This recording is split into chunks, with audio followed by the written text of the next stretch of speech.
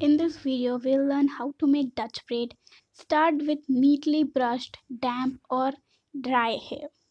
Braiding on wet hair is a great way make your hair curly without using heat. You will have to let your hair dry completely before taking the braid out, however. Split the section into three equal strands. Hold the right strand in your right hand and the other two in your left hand. Let the middle strand drape over your middle finger and hold the left strand against your palm with your pinky. This will keep them separate and you will be starting your braid from right side if starting from the left is more comfortable for you. Simply reverse everything. Cross the right strand under the middle strand, then cross the left strand under the new middle strand. It is very important that you cross these two strands under instead of over, like in a strand braid.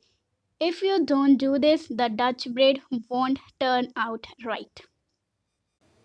Now add a thin section of your hair to the right strand before crossing it under the middle one.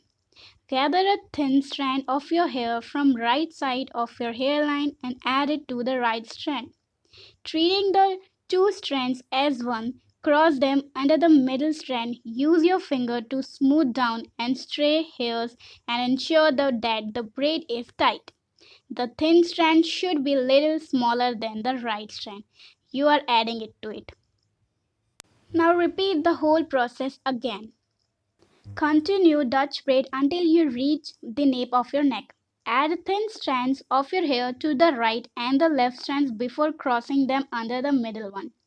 Keep the thin strand consistent in size and make sure that you braid as tightly as it's comfortable for you.